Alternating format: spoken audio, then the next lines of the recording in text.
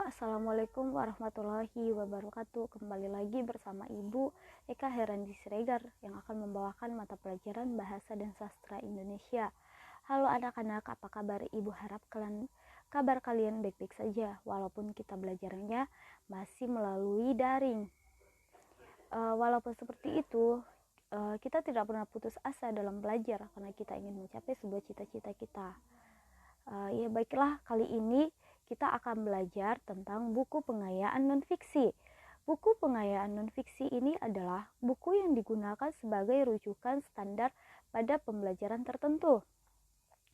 Buku pengayaan non-fiksi juga berisi wawasan ilmu pengetahuan yang berguna untuk menambah pengetahuan tentang berbagai hal dan biasanya berisi pengetahuan tentang kesehatan, teknologi, pertanian, perkebunan, komputer, ekonomi, dan sekaligus pendidikan dan kepribadian. Penggolongan buku pengayaan non-fiksi ini terbagi menjadi dua. Yang pertama itu ada materi, yang di dalamnya itu ada pengetahuan, keterampilan, kepribadian. Dan ada juga yang kedua itu penyajian. Penyajian ini dibagi menjadi dua, ada ilmiah non-fiksi dan ada juga non-ilmiah.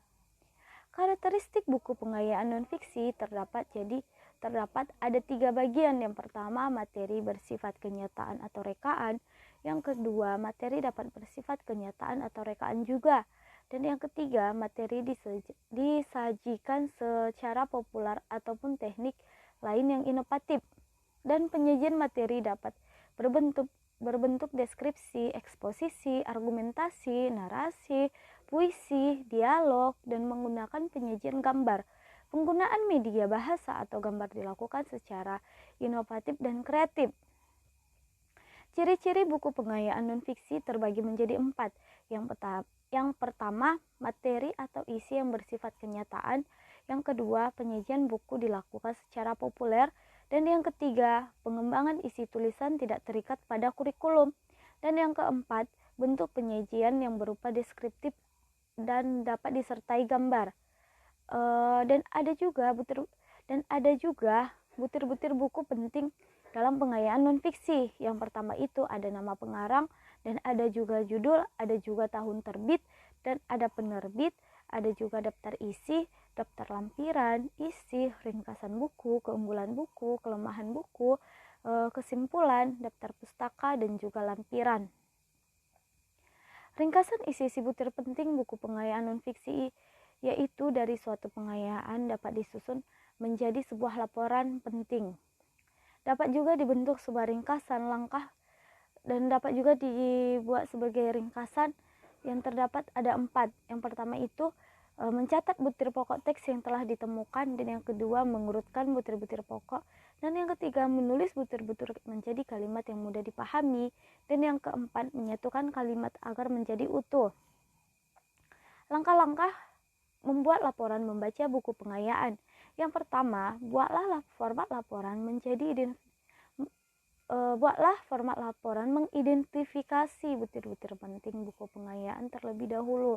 Dan yang kedua, mulailah mengisi identitas buku pengayaan tersebut. Yang ketiga, bacalah sekilas daftar isi buku pengayaan untuk mengetahui pembahasan yang terdapat di dalamnya. Dan yang keempat, majalah materi setiap bab dan dirumuskan menggunakan bahasamu sendiri pada format laporan tersebut. Jadi, itulah poin-poin penting dalam pembuatan penulisan pengayaan buku non-fiksi. Jadi, Ibu harap jika ada yang kurang paham, tolong ditanyakan biar sama-sama kita bahas di forum ini. Tidak usah perlu takut, dan supaya semuanya bisa berjalan dengan lancar kalau kita sudah tahu. Dan Ibu ucapkan terima kasih. Jika tidak ada yang bertanya, Ibu yang bakalan bertanya kepada saudara-saudari semua. Ibu ucapkan terima kasih. Halo.